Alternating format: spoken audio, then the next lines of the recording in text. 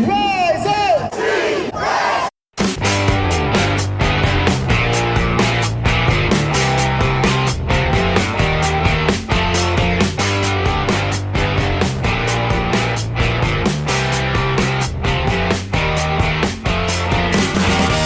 This is the Rise Up See Red podcast, all about the Arizona Cardinals and the NFL, featuring insider and outsider perspectives. Enjoy the best hour of Cardinals talk on the web. Now here are your hosts, Jess Root and Seth Cox.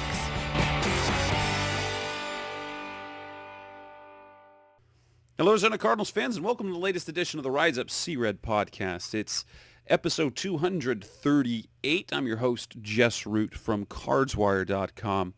And my co-host is Seth Cox from revengeofthebirds.com, as always. As we record on a Tuesday night, we finally have some real football to discuss.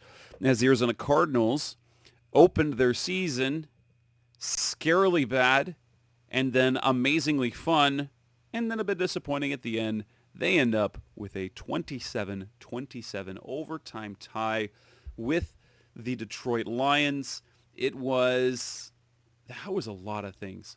And so we're going to talk about this show. But before we get started, Seth, just goodness, how does it feel to finally have football back, to finally have seen the Arizona Cardinals offense, and to know that, okay, maybe they have a little something?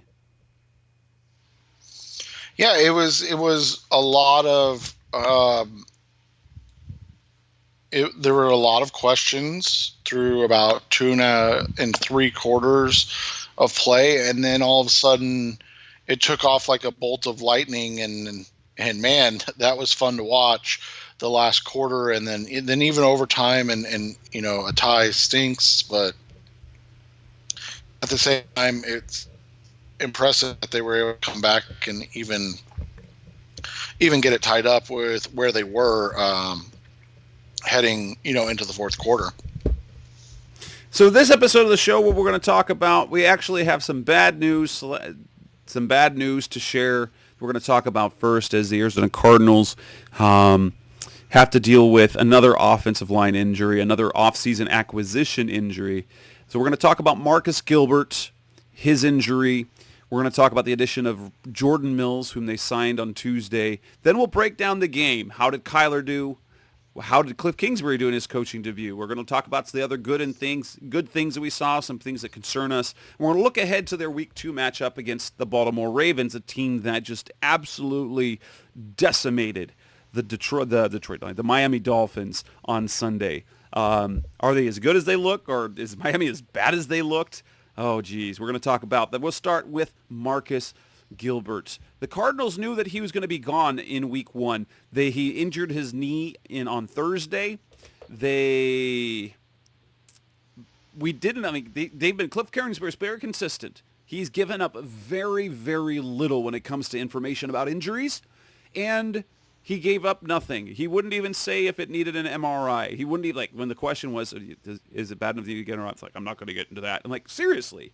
But they gave up nothing. It turns out he tore his ACL, and they finally put him on injured reserve on Tuesday. Justin Murray, a guy they picked up off waivers, was the starter at right tackle. Not terrible at all. He played reasonably well. But they signed a guy in Jordan Mills on Tuesday. Lots of game experience.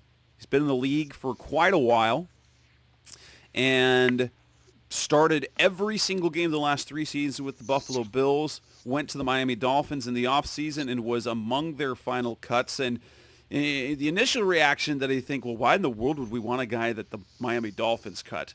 We have to take that with a grain of salt, because the Miami Dolphins also just traded away Laramie Tunsil.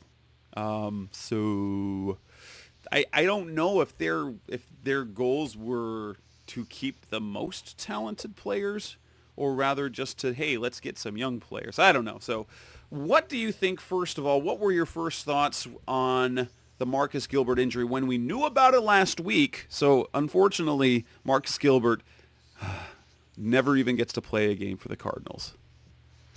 Yeah, you and I talked about this when They traded for him back in March. There was always just that one big caveat: if he can stay healthy. He's just unfortunately a guy that's been injury prone, and we don't. Do we know what knee it is even at this point? Nope. Okay, so we don't even know if it's the knee that he's struggled with or if it's the opposite knee. I mean, in my learned opinion, it can be either, because once you start having problems with one knee, it makes it more vulnerable, but then also the other knee becomes more vulnerable because typically you're putting more stress on it. So, at the same time, it's not a shock. It's unfortunate, and it's not anything that, we were expecting to happen this early. Because like Jess said, I mean, did we see Marcus Gilbert as a 16-game starter? No. Did we see Marcus Gilbert as never suiting up for the Arizona Cardinals in the regular season? No. So that's what makes it tough. I mean, you can only go into battle so many times. He's 31, I believe, correct? That sounds about right. But yeah, I mean, a 31-year-old, this is probably death to his career. Yeah, he's a 31-year-old. He is he's not a small man. And that was something that, when you look at injuries and you look at situations, guys that are 6'6" and play at a listed weight of 330 pounds, so he's probably closer to 340, 350 maybe. I mean, and you're talking about lower body injuries, leg injuries. Like, it's a bad combination. And in the end, it was a 6th-round pick. And so, I mean, it sucks for the Cardinals that they're going to eat $5 million more in salary, because he was on the roster for the first game, so he's guaranteed that salary even with injury. But it also stinks because they really needed him to be a success, at least for the 1 year while they got, whether it was Justin Murray or Josh Miles or any of, or is it Brandon Toth, the big kid that they signed? Like, they needed to not have to rush those guys into service, and now that's out the window. And Justin Murray played, and he did an admirable job for a guy that's never played an NFL game, even though has it been 2 years he's been in the league, or 3 years? Actually been since 2016. He's bounced around, and he appeared in 2 games last year, but he's appeared in 2 games since 2016. The Cardinals, I believe, are his 6th team, and hey, it finally sticks. Yeah, and so you just look at it, and it's one of those situations where it's just, it's not a surprise. And that's what sucks about it, is that I think all of us went into the season really hopeful that it would work out, but at the same time, you just go, I'm not surprised by this at all. And that's kind of what sucks the most. It's really, from the time during training camp, these were conversations that you and I and Blake had on Twitter, and it felt like, well, this is Evan Mathis again, isn't it? Because he kept having days off, and there was some injury issue, and they tried to just get him through to the preseason game. He played in the preseason, but just like Evan Mathis just a couple years ago, well-respected, very talented offensive lineman, came back for 1 more year, and it took 2 games that he was on injured reserve already. He couldn't ever get healthy. It just feels like the Cardinals just have the dumbest luck when it comes to the offensive line. Steve Kine, you can say whether he's been bad at putting together offenses. It's not for a lack of trying. They've thrown money at guys like Jared Valdir and Mike Upati and Justin Pugh. They trade for Marcus Gilbert. They draft DJ Humphreys. They draft Mason Cole, Jonathan Cooper. Jonathan Cooper. They can't just get it right. And no, and and like you said, they've invested. When you look at it, they've invested 3 huge contracts in Jared Veldheer, Mike Upati, and now Justin Pugh, and then they've invested 2 first-round picks, a 3rd-round pick, and then a plethora round pick, and then a whole bunch of day 3 picks. Which just a plethora. That's a crapshoot. Day 3 picks are always a crapshoot, but you want something to stick eventually. Right. Usually, but that's the thing is they've never, and that's what's been the biggest problem is that they've never been able to develop anybody because everybody always is getting hurt. And so then they always have to rush these guys into play, or worse, they have to bury them because they don't get a chance to develop them. And that's what the honest to goodness problem is you look at it, you draft a guy who's the big kid out of Vanderbilt they drafted a couple years ago? Will Holden.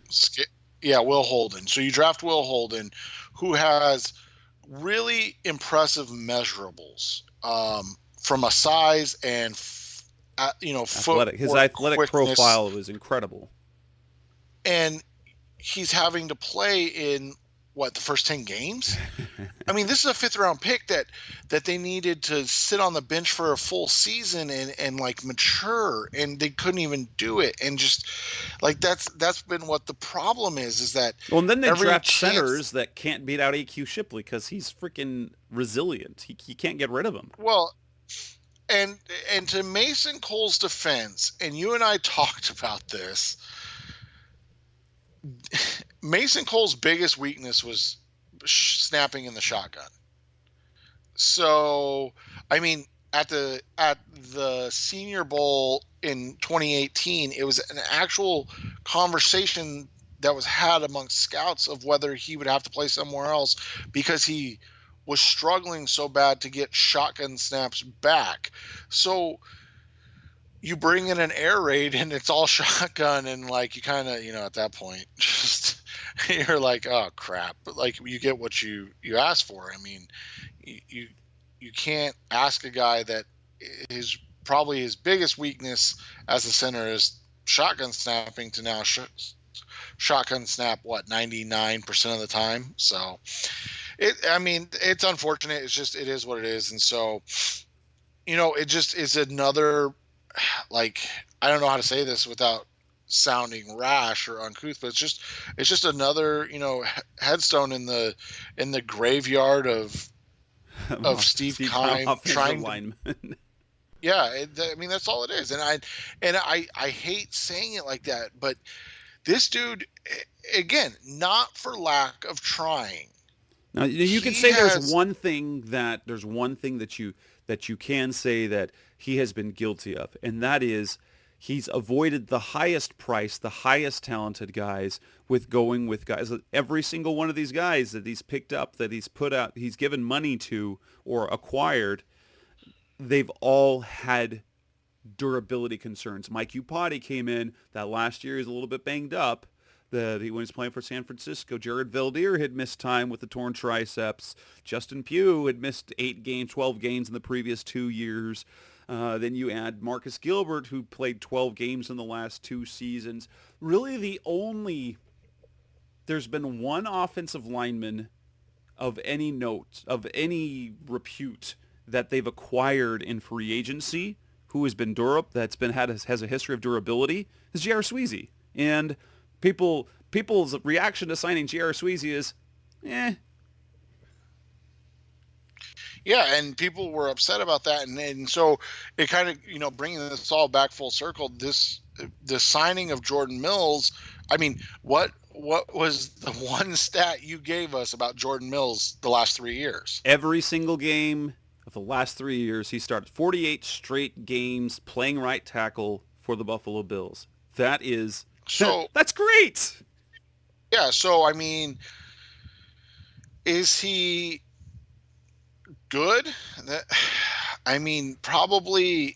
He's nowhere near as talented as Marcus Gilbert, but the talent of Marcus Gilbert doesn't matter because he can never get on the field. So at that point, it is what it is, and that's the part they're at now. You and I are speculating. We don't have any inside information on this, but we're speculating that Justin Murray will start this game again, and then it'll kind of be like a best man wins type situation going forward. But I can't imagine that they'll start Jordan Mills on 3 days of practice against the Baltimore Ravens, who are really good. Consider this. Look at the amount of time that they gave Michael Crabtree, who plays receiver. And so, right. So I would anticipate, I anticipate that they think, so based on this signing, I would anticipate that they plan on Mills being the starter because simply, I mean, the only start in Murray's career is past Sunday. And as optimistic as they can be about him, they were just as optimistic about Corey Cunningham a year ago, and they just sent him packing. So I anticipate that Mills will end up being the starter. They've been very, very, they've been very positive. They've raved in some ways about Justin Murray.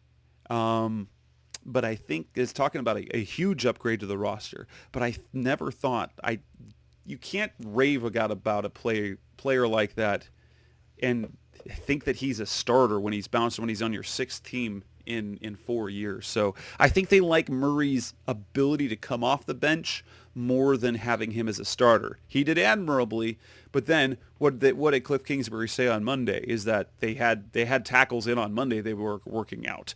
So Justin Murray's probably the guy this week, maybe next week. I anticipate Mills will be the guy at some point moving forward.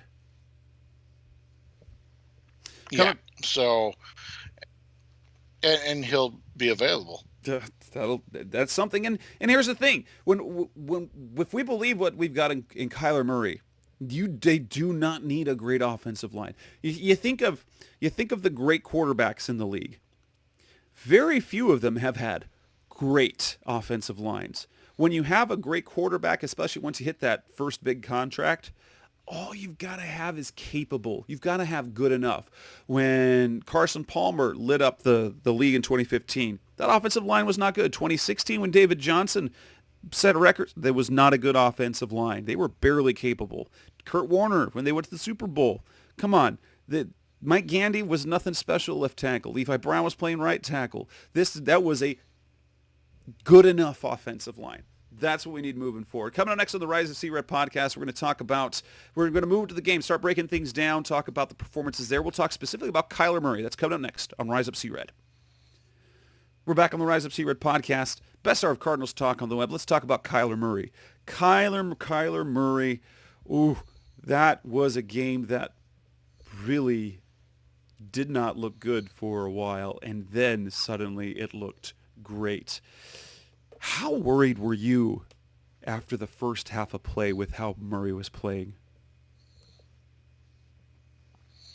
It's one of those situations where I wasn't worried about his long-term outlook. It was frustrating that there was not more early success. Just because, you'd love to see this kid come out and kind of straight off the bat, straight out of the gate, be really successful, especially since, you and I spent the last month saying things like, oh, they're not showing anything, they've told us this, and, they're saving it for the regular, and then to come out kind of flat and taking their time to get into gear, it was not a whole lot of fun. And so you're sitting there going, should they have shown more in the preseason?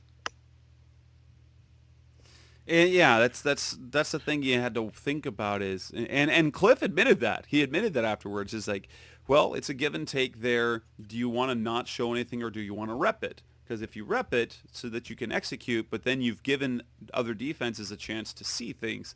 And he chose one way, and, well, now that it's on, they probably won't have to keep as much in future preseasons because We know the Cliff's going to have at least one more year, right? We know that.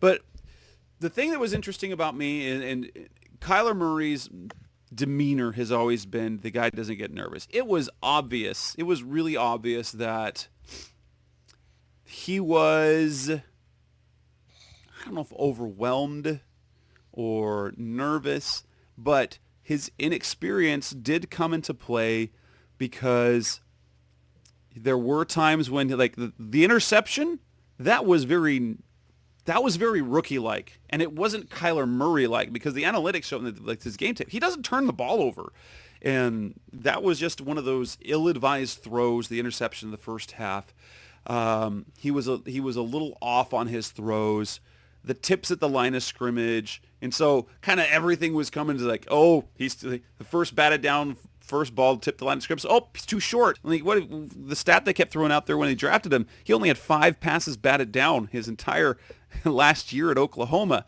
4, count them, in his debut with the Cardinals.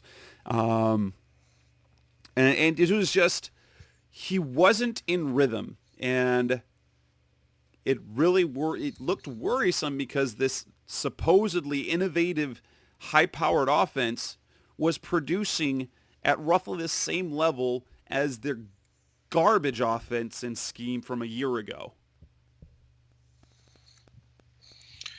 Yeah, and so there was a lot of, kind of questions heading into this about what was going to happen and how it would work out. And then you watch it, and it started off, and you could just tell that there was just not a lot of rhythm.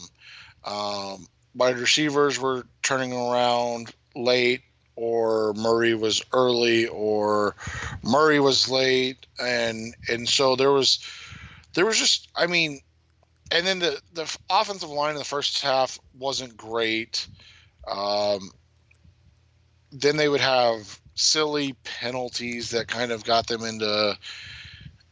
into positions where, I think I saw a stat that came up that said their average, like, third down to go was like 17 yards. Yeah.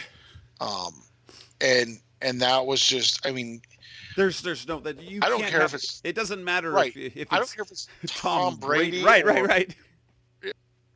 Like, you can't ask a rookie in his first start to overcome that consistently. And so that was really what it was. And I think as they found the running game and they were able to lean on it more, that's really what opened things up, because all of a sudden now you have options.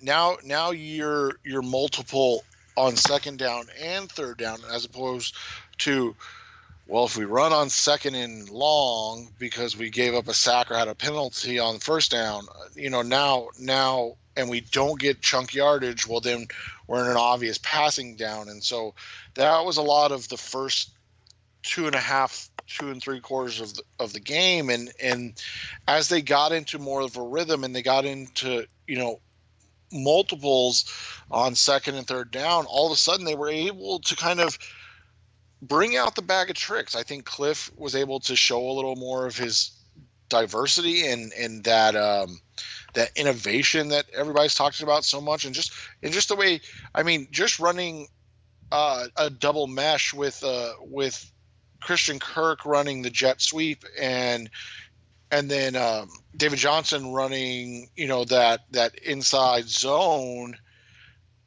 and the defense now has to account for Kirk on the jet. They have to account for David Johnson on his zone, and then, oh, by the way, Kyler Murray may actually keep the ball and run, and so all of a sudden things started to open up. And then when that started to work, you started to see the rhythm of Murray. And so it was almost like, it's weird to say this, but it's almost like he needed the run game just to make the defense have to shuffle their feet. And then all of a sudden it was like, oh, okay, now here's my throwing lane. Now here's, we've got the defense going this way, and here's Keyshawn coming back this way. Here's Larry going out this way. Here's Christian going this way. Here's Demir going this way. I mean, he threw to so many people, the targets were so diversified, and then David Johnson as well. It was just, it was fun to see once it actually started going. So you're saying in old school football they needed the run to set up the pass? Is that what you're saying? So maybe this Oh offense yeah, is and that's maybe this offense is still has some tenets of some basic football.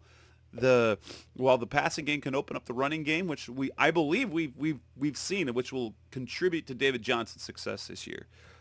But the running game also helped open things up. Now, the fourth quarter, something flipped, and I know Cliff referred to some analytics. He wouldn't tell us the numbers. We may have to make us look it up.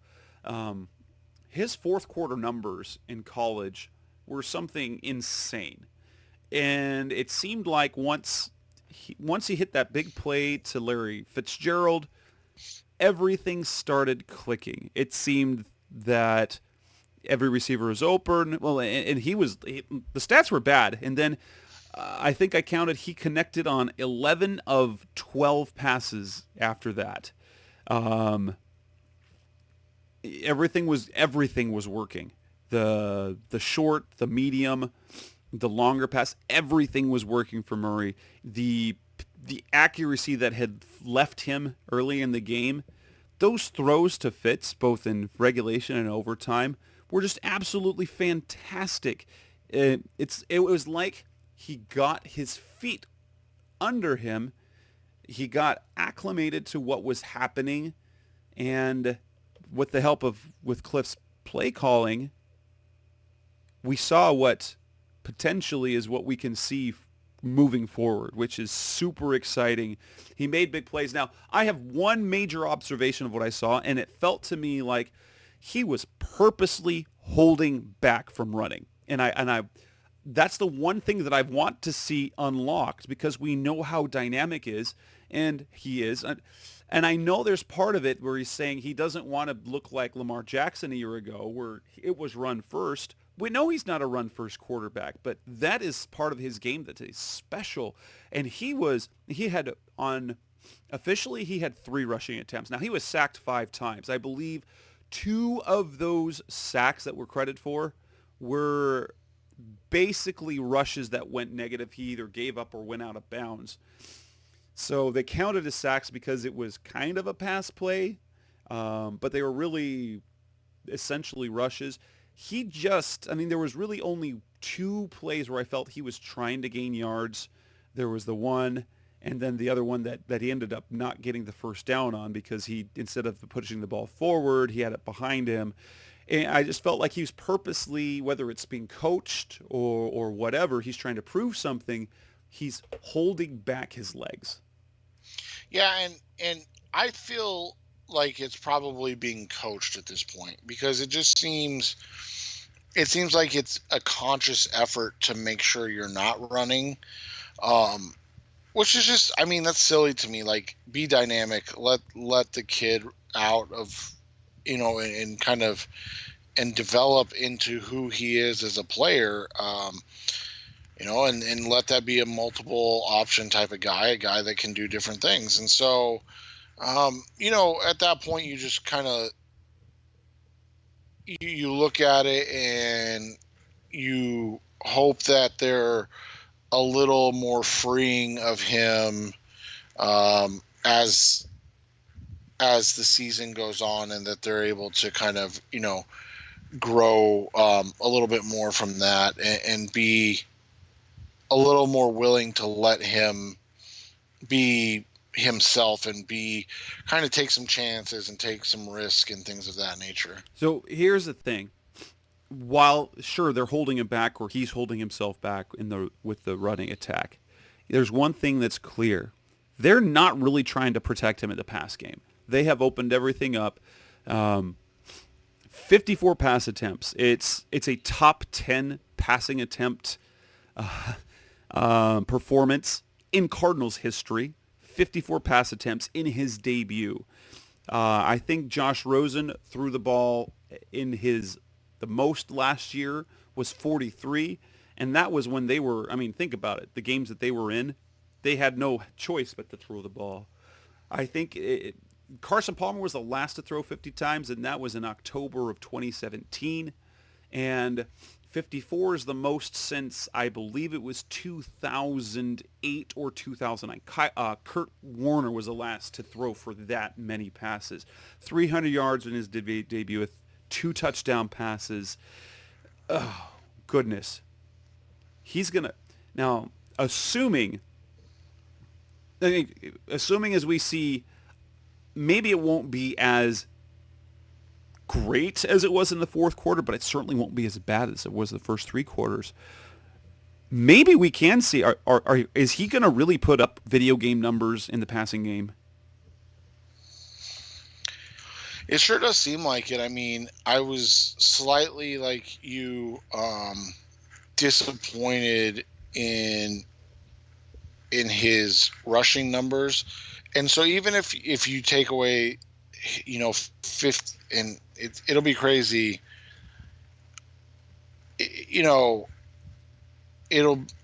sounds crazy, but even if you take away like 58 of those yards and you put them in rushing, like we're talking about now, I don't expect him to average 71 yards a game. That would be over 1,000 yards on the season. Like that's again, that's crazy. So, but if he was at 58 yards a game and 250 50 yards rushing and 250 yards passing, that's 4,000 yards on throwing, and then 800 yards you on the add, ground. Yeah, you're talking nearly 5,000 yard performance as a rookie, and so and again, we're not saying 2 passing touchdowns a game, but if you're talking about 2 total touchdowns a game, I think that's fair. You're talking maybe 4,500 total yards and 30 total touchdowns, to that 14-15 interception type thing. I think that's realistic. And so are those video game numbers? Well, yeah, but like you said, when you're talking about 40, well, in general, when you're talking about probably he's going to, 5 sacks, 3 rushing attempts, 54 passes. So you're talking about 62 times he had the ball in his hands to make a play in the game. He's going to put up numbers. And that's kind of what we were talking about with the points and stuff off the air, is like, it's just by sheer force of numbers that they're going to, have this year. They're going to have success. The hope is that it's spread out a little better over the course of a game, and it's not in a furious comeback form week in and week out. Coming up next on the Rise Up See Red podcast, we'll talk more about Cliff Kingsbury, his performance, and what he did offensively, with the offense. That's coming up next on the Best Hour Cardinals Talk on the Web, the Rise Up See Red podcast. We're back on the Rise Up See Red podcast, the Best Hour Cardinals Talk on the Web. Kyler Murray aside, Cliff Kingsbury's performance, we got to see the offense. We got to see his decision-making. Let's talk about what we saw offensively. He said he got too cute early in the game, but just let look at the big game at the whole. Was what we saw on the field what we expected? Was that the case for you? And not necessarily for the production for the first 3 quarters, but with what they did offensively, the personnel groups, the play calls, was that more or less what you were expecting, or did you expect something a little different? No, that's what we were expecting. We were expecting to see, different sets, different looks, different personnel groupings. We were expecting to see them take a different look in terms of offensive styles. We saw them go power. We saw them go spread. We saw them go no back, 5 wide. The whole idea behind the air raid is to put pressure on the defense and numbers, and that's what we saw, I think, the most this game, is that pressure is created on the defense by changing your personnel, by changing your formations, and by creating mismatches with David Johnson on fourth string linebacker.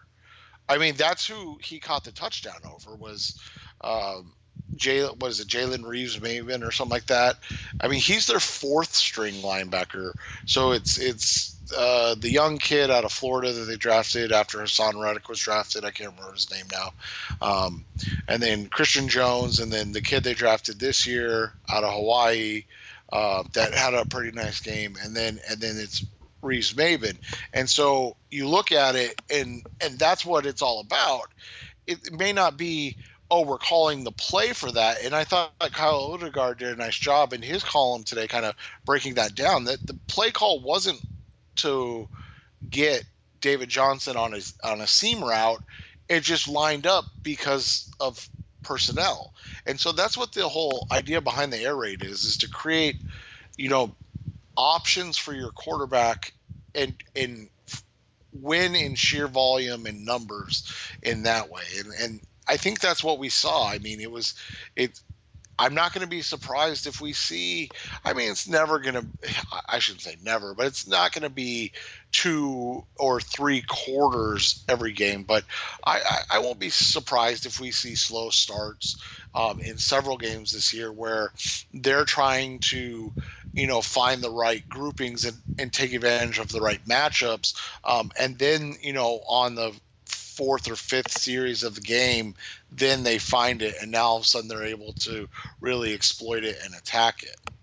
For me, what I saw, and it becomes very clear to me that Cliff Kingsbury is all about just making things difficult for defenses. He doesn't. It starts with things as benign as whenever it's possible, especially like at the beginning of a possession, rather than having the offensive unit already back in the huddle, he delays that. So he has them huddling near the sideline so the defense can't know exactly what personnel group is going out. They sub very quickly, and they kind of a college type thing, because you can't have more than 11 players in or around the scrimmage.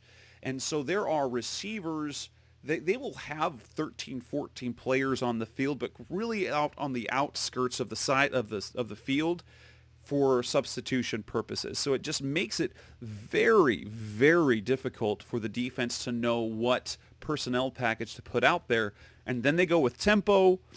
You could tell at least, and I can think that the Cliff was trying to be a little too cute on some things, is where they would line up in one formation that suggests this and do something else. A perfect example of that is when David Johnson didn't get the touchdown. When he didn't get that touchdown, and it's second and goal or first and goal or whatever, inside the 2, like inside the 1, they line up in a super power package. So they have no receivers on the field. Technically, I call it a 14 personnel. They've got David Johnson in the backfield. You've got 2 tight ends, and you've got 2 extra offensive linemen. You have Mason Cole and Joshua Miles in the game, which screams, it screams run the ball up the middle or some sort of power running play, and then they run a pass play in the perimeter, or with they do this thing like that, and then another play where they come in another jumbo package and they run a jet sweep. And it was like they were doing things to kind of throw the defense off. There are things that I really liked. They did a lot of spread. They did a lot of spreading the field. The idea of 10 personnel that was talked about all summer, and I downplayed. I'll say that I was wrong, because I thought that they would have to go with more 11 personnel, going with the tight end on the field all the time. And the truth is, the guy that got on the field the most, they only had 36 snaps of the 82 where there was any tight end on there were only 36 tight end snaps in the entire game. They went with 4 wide receivers, over 50 different snaps, roughly 67% of their snaps. And I think I saw a tweet where there were 4 wide receivers on the field, 44 instances in the entire league outside of the Cardinals game. So they really are trying to, and here's the thing that seems smart to me. What's one of the areas that's the hardest to keep good depth at? And that's a defensive back. If you put 4 receivers on the field, you're taking linebackers and defensive linemen off the field, positions which are typically a little deeper, that you can scheme more for, and then you're putting defensive backs on the field. You're putting a third-string safety or a fourth-string cornerback. That's going to work out for you at some point if you're running your routes correctly and making your reads correctly, unless it's schemed perfectly. I like that they would spread things out. Sometimes it's had Max Williams and Charles Clay, but they wouldn't be lined up in line. They'd be out on the perimeter. They'd be in the slot or out wide, and so it just creates different challenges for the defense. And in terms of formations, it was as creative as I think we expected them, because we saw a variety of formations, a variety of motions, movements, and it was all in the sense they're trying to deceive the defense and just make it really tough for them. Yeah, and what it did is it allowed guys like Keyshawn Johnson to get a lot of targets. It allowed Damiere Byrd to get targets because, I think back to that. I think it was third down. It might have been fourth down. I can't remember, but it was the play to Damiere Byrd, and it was after a big play to Larry, and Kent Summers tweeted out, if I'm the Cardinals, I'm looking to Larry on this play, and then they went to Damiere Byrd, and it was just like that wonderful. It was that wonderful, 12-yard hitch where Byrd ran him off, and he came out of his break, and the ball's literally waiting for him to just, to catch, and that was that. And that is what, kind of the whole thing with the air raid is. Like, okay, who's Darius Slay on? Oh, Darius Slay's on Larry Fitzgerald. Well, you and I talked about Darius Slay last week. He's not just good, he's literally an all-pro corner. I mean, he's a fantastic player. And so when that happens, you are able to say, okay, where's, as Jess pointed out, we're 4 wide or we're 5 wide. Okay, who's the weak corner? And then that's where you go to. And so when you see that, that's how this offense is creating mismatches and is able to do different things. And that's what, I think we saw the best part of the offense in game one. I think that's what Cliff was able to do well. In terms of game strategy, at the end of the game, some suggested they should have in overtime gone for it. I was totally okay with the decision to punt, especially since it was at 4th and 7. Play for the tie, say what you will. They put themselves in a position to, 1, not lose easily, and 2, trusted the defense that maybe they can make something happen, and it almost did. In terms of other strategies and things like that, did you feel that Cliff did a good job overall? I thought he was a little less aggressive than I was expecting. And maybe that's just the first game jitters as well. Like, you've heard that he was going to change things and be kind of innovative. And one of the innovative things is aggression, because the NFL tends to just be so conservative. They tend to, always, I don't want to say always, but they tend to play to lose more than they play to win. And so I was just hoping to see whether it was that 4th down play or other 4th down plays, especially 4th and shorts that we saw a couple times, with how well and effective the running game was. I would have liked to have seen them be a little more aggressive in those situations.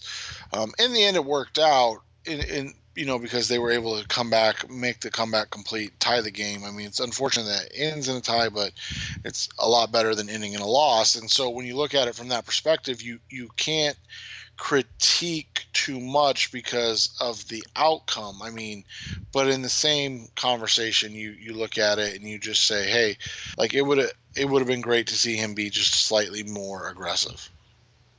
Coming up next on the Rise Up C-Red podcast, we're going to talk about other factors in the game. What other things did we like that we saw? That's coming next on Rise Up C-Red. We're back on the Rise Up C-Red podcast, the best hour of Cardinals talk on the web. Talking now about the other parts that what are other good things that we saw? For me, one of the biggest things, now the defensive numbers were not impressive. Like if you look at the volume, the Cardinals gave up 27 points. They gave up almost 500 total yards. They gave up over 380 passing yards. They gave up over 100 yards on the ground. Two different receivers had over 100 yards in receiving yards. But you feel like the defense actually did some things nice. The corner, despite the really gaudy bad passing numbers, the passing game held up pretty well. There were plays made, 3 sacks. You got a sack from Chandler Jones and a fumble recovery. You get 2 sacks from Terrell Suggs. You get some solid play from Jordan Hicks was super active. I thought that the defense performed better than the numbers say, which was good to see, especially when you were dealing with, Tremaine Brock as one of your starting corners and having to have Joe Walker at linebacker. And it was not a great performance, but No. they were better than the numbers were, because they held him at 33% on third down. They pressured Matthew Stafford on almost half of his passing attempts. And you take Matthew Stafford's rushing yards away, and you've got a real respectable rushing performance. Yeah, and that's the whole thing is you look at it, you're never going to shut down a team. I mean, one, there's not enough talent. Like, let's just be completely honest. There's just not enough talent. And so when you look at it from that perspective, you go into, okay, well, what do we do well? Well, yeah, they gave up a ton of pass yards, but they also had multiple sacks, multiple sack fumbles. They were able to, like you said, do a good job when they did get into third down situations, holding them in third down situations. And here's the thing: three of the plays were on busted coverages. One was the Amendola touchdown was on a busted coverage. The Kenny Golladay touchdown was on a busted coverage. And then the TJ Hawkinson touchdown was on a busted coverage. So you look at it and you go, okay, well, who were the guys in coverage? Well, Tremaine Brock, I believe, was the guy on Amendola. I could be wrong, but I'm pretty sure it was Brock on Amendola, and he got lost. He basically just got lost in the field. Okay. So a veteran, a long-term veteran, a guy that knows Vance Joseph's defense got lost. Then on the Kenny Golladay touchdown, Byron Murphy got lost. He had no idea where Golladay went to, and that was on him. And then in the third one, I don't know, there were 3 guys that were lost. Like, how does the one weapon get behind you? But so those were 3 like huge plays. Not just in terms of like, the outcome of the game, but those were 3 like long plays outside. The Golladay one was only 10 yards, but it was at a very critical point where a field goal was, was a big win for the team. And you look at it and you go, okay, I can live with the results based on the fact that, I mean, there were 3 times where they were lost. Yeah. Another positive for me was the kicking. I mean, special teams, they were fantastic. Andy Lee had 1 bad punt. They weren't able to. They were in position. Trent Sherfield and Kevin Peterson were both in position to down a punt inside the 5 that they just couldn't do. They just messed up. But they did good in punt coverage. Zane Gonzalez was again fabulous. He hasn't missed in a game this year, in preseason or regular season. You know what's funny? After he was just awful in the red and white. In the red and white, he's been so great. he is like, it was like he needed to suck that day. And that's what's funny is like, because that's where you and I were vocally concerned the whole offseason. Why don't they have another guy? Like, just have a somebody. Guy. And then the red and white happened, and we were like, oh, this is clearly an issue. And then it was like from there, it was lasered in. Like he's been one of the best kickers in the NFL. And then you add to that Indy Isabella, he was okay on kickoff returns, about 21.5 yards average. Christian Kirk again was okay on punt returns. I thought the punt return and kick return blocking were the weakest part of a great special teams weekend. And when that's your complaint, man, doesn't that feel like just 180 different than a couple of years ago? Right. And football and outsiders listed them as they had the top special teams performance of the week.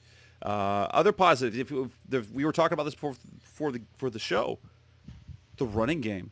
David Johnson's usage looks 2016-ish. I mean, it didn't feel like he had a dominant game, but at the end of the day, he had almost 140 total yards. He rushed for 82, 18 carries. That you'll take that every week. In fact, if you extrapolate that out, you project that out to a whole season, that's 1,300 yards on the ground if he's averaging over 80 yards a game. I mean, and that's not even like a big game. He averaged over 4.5 yards a carry. He had 6 catches for 55 yards. So the 137 yards extrapolated throughout a season is nearly 2,200 yards from scrimmage. That's better than his 2016 season. And the way they ran the ball, because and I charted this out in the offseason, 2016, it was boom or bust a lot of the way. He had a ton of negative runs in 2016. They had a bad line. He also had a lot of big plays. Last year, he still had a productive-ish year. It was a boring productive at 940 yards. They almost eliminated the negative plays. Yeah, it was three. It was clear. It was like a weird 3 yards and a cloud of dust. But there was nothing explosive. So he was like getting 2 and 3 yards a pop with nothing big. David Johnson might have a big year, and he doesn't look quite as like the way he runs.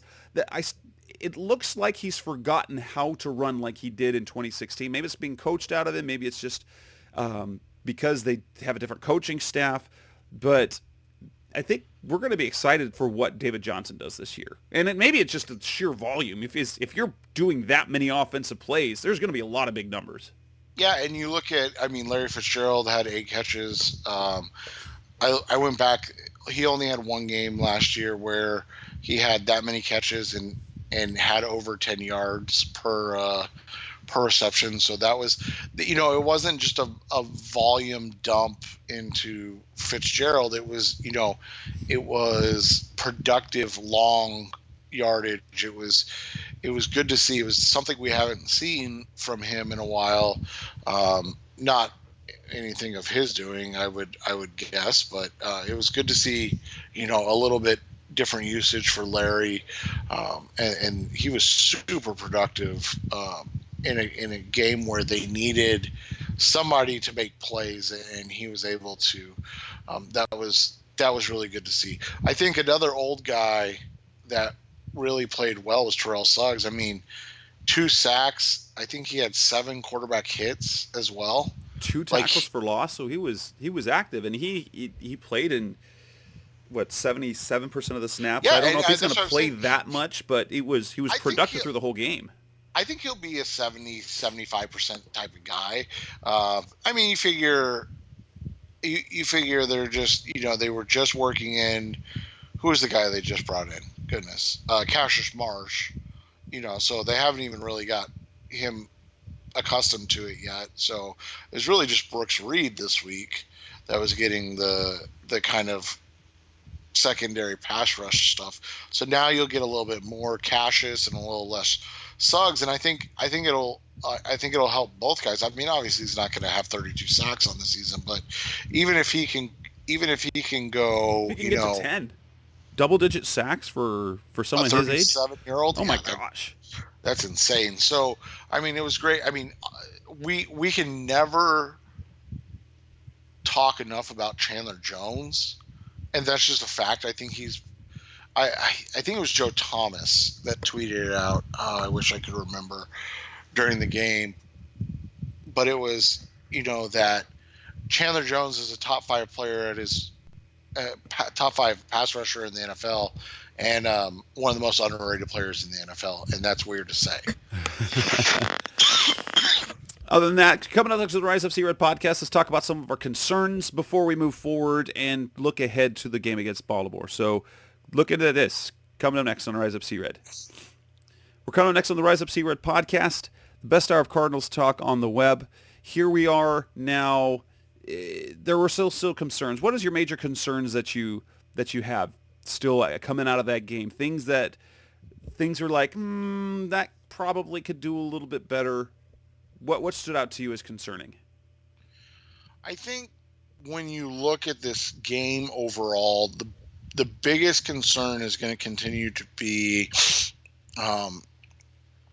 even though they played well with the offensive line, can they get into a rhythm quick enough? They struggled early on, and then they've really, I think about the third quarter, they started to really wear down the defensive line, and they started to get some positive running plays, and that, like we talked about, that was able to create positive passing plays. And so I think that was the biggest thing is for me, especially with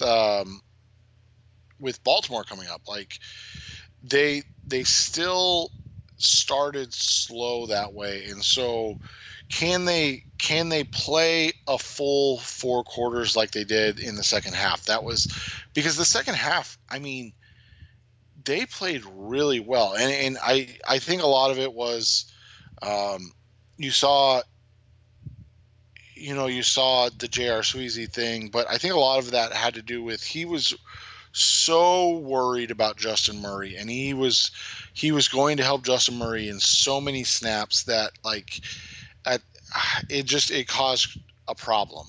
And so I think that's the biggest thing. If they go to Jordan Mills this early, like, is there going to be the same type of issue to start with? Or if they stay with Justin Murray, are they going to be able to kind of continue what was a really positive second part of the game?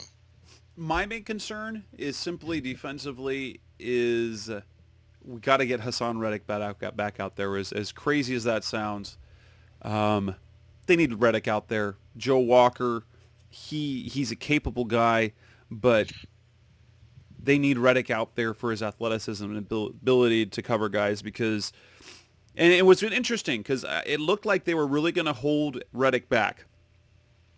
Joe Walker was playing most all. Reddick was only going in for specific packages when it looked like it was a clear passing down situation, and they either asked him to rush the passer or to play in space in coverage. After Joe Walker got burned on that T.J. Hawkinson play, Reddick was in there for a lot, and he ended up playing more than Walker, 52 snaps to 86, and I was surprised. But I think if Reddick isn't able to play right away or get to that 100% level that the linebackers usually play in this defense, that's my major concern because Hicks played well. If Reddick's out there, you at least have someone to keep up with the athletic tight ends that are around. Yeah, and that was a problem this week, and guess what? Baltimore has 2 of those guys. And Mark Andrews and Hayden Hurst. So that and Lamar Jackson threw them roughly 90 passes on last Sunday. So, that's a huge thing this coming week. I think, the other concern is you have to be concerned with the blown assignments that we talked about. We talked about basically every corner that had an assignment blew an assignment at least once, and they all led to big plays. And so that's the thing is like we understand there's going to be growing pains and things of that nature, but like, are the blown assignments going to always result in touchdowns? Like that's that's the thing is like if you're gonna blow your assignment, it can't be for a big play. And I know that sounds like contradictory, but like if you blow your assignment, can you recover? Or because that was the thing is like the Amendola and the Galladay touchdown, there were literally nobody within 20 yards of them. I mean, there's just nobody close to them. So, you know, that doesn't give you a chance to compete. If you make an assignment or, you know, error, at least give yourself a chance to compete still. And that's the biggest thing. Like, or can you cut it down to just 2 blown assignments in a game instead of 3 that lead to touchdowns? Simple. And even the Hawkinson touchdown was a mistake because they had I think 4 guys in the end zone in coverage, and none of them went. None of them followed Hawkinson. Yeah. Yeah, none of them went to the back line. It was like that's like scramble drill 101. So that's the thing is you really want to. That's what you kind of want to see is like, hey, let's cut down on the big errors because they're gonna make mistakes. It's game 2 of the season against a really good team. They're gonna make mistakes. I guarantee you. But it's how do we minimize those mistakes? Coming up next on the Rise Up See Red podcast, the final segment of the show, we're going to talk about the Ravens. Coming up next on the Rise Up See Red podcast. We're back on the Rise Up See Red podcast, best hour of Cardinals Talking Red. We're going to wrap this up talking about the next matchup the Cardinals have against the Ravens, who are heavy favorites. They blew the doors off the Miami Dolphins 59-10. In Miami. Now, granted, this Miami team is terrible. They are bad. But Lamar Jackson threw 5 touchdown passes, 324 yards. When what was it on? It was under 30 pass attempts. How do you do that? They rushed for 265 yards. They threw for 378. This is ridiculous. Robert Griffin came into the game and threw for 55 yards and a touchdown. They threw 6 touchdown passes. And they still have a very talented defense. They lost Eric Weddle, but guess who they replaced him with? Earl Thomas. Yeah, they lost a Pro Bowl All-Pro safety and then added a Hall of Fame safety. So, you know, things are going well for them. So they're favored by 13.5. Where do you see the matchups? Because this is going to be an intriguing game. I don't think the Ravens are as good offensively as they showed last week because Miami is just that would be record setting. They're a dumpster fire, but they do have. I mean, they run the ball. They were a great running team last year, and they did that without Lamar Jackson running. Here's a fun fact: Matthew Stafford, with his 22 rushing yards, outrushed Kyler Murray and Lamar Jackson combined. That doesn't make any sense at all. Yeah, and so this is a team that is just like you said, they're incredibly versatile. They can run you over and run it down your throat, or they can spread you out and throw the ball around. They've got some really good tight ends. They've got now with the addition of Marquise Brown, that opens up another facet of the offense that he didn't really have. Marquise Brown and was it Miles Boykin, the other rookie for them. So like you look at it, they have a ton of talent, and they're going to be a team that is really going to be difficult to defend consistently because they've got so much. They do have so much talent.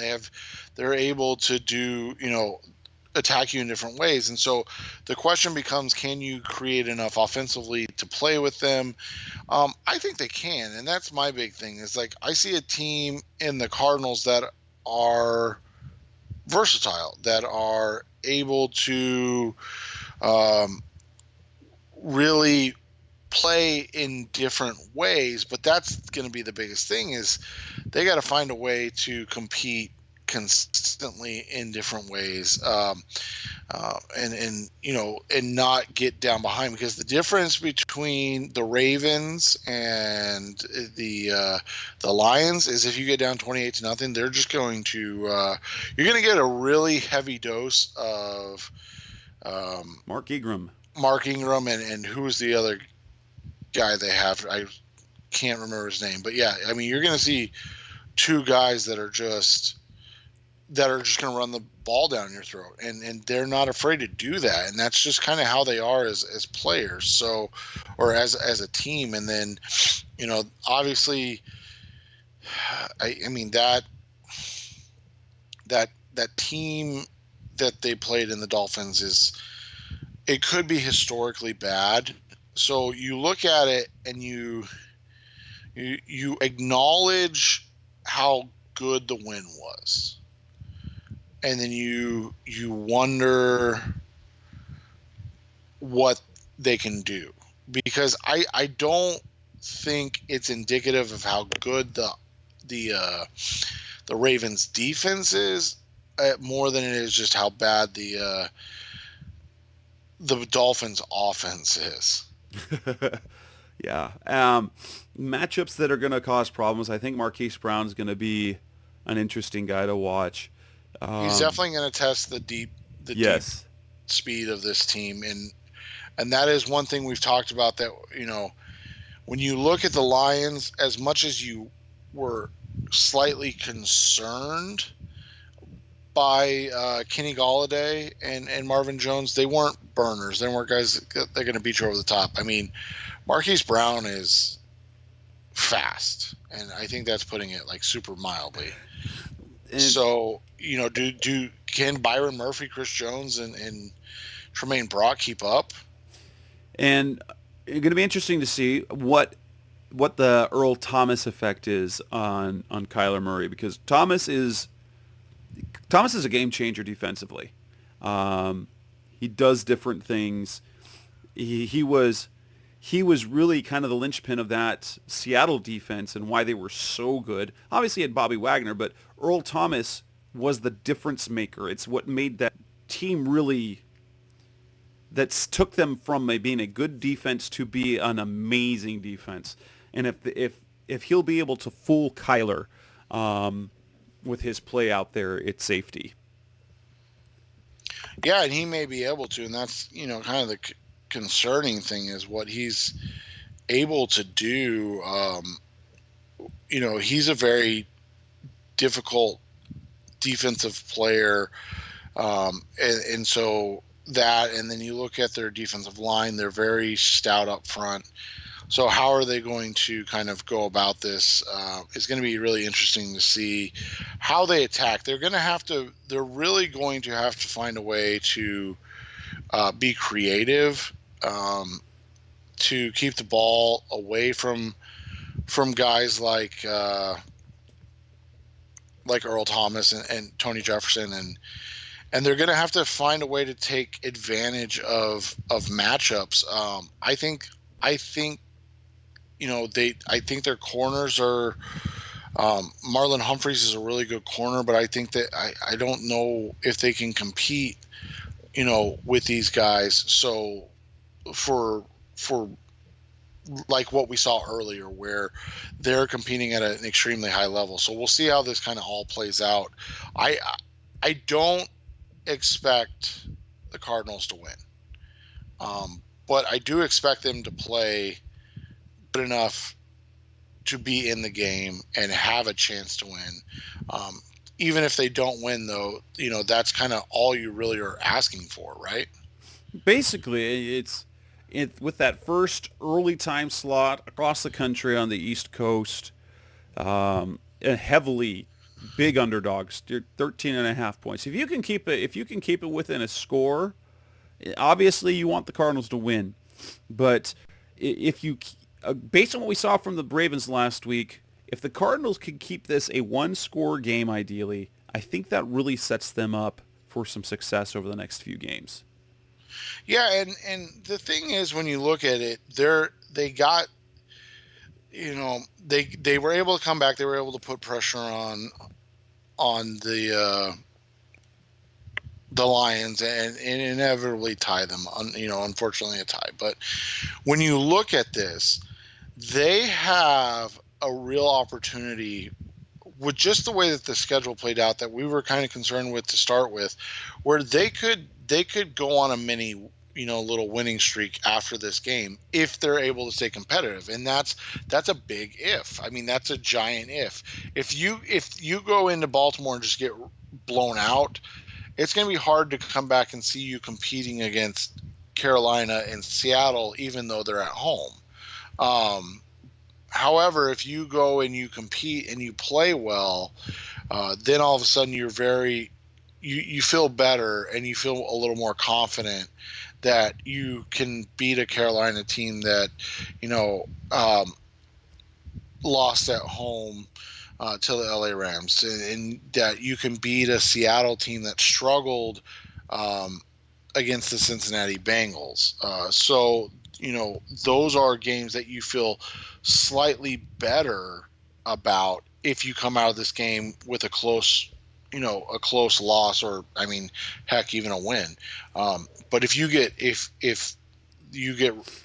run over, all of a sudden you're back to being concerned again. What do you predict? I predict a 34-30 loss. Yeah, I think something around, like a 33-28 loss is probably going to be what we're going to see.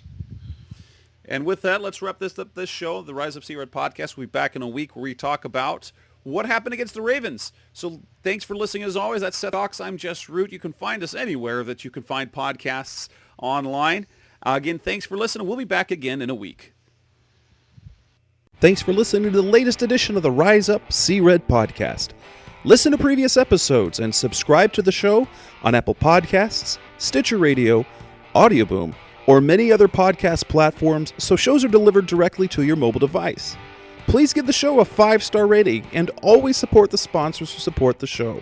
We'll be back soon for the best hour of Cardinals talk on the web. Rise Up Red Sea, be Red Sea Red, and of course, Rise Up Sea Red.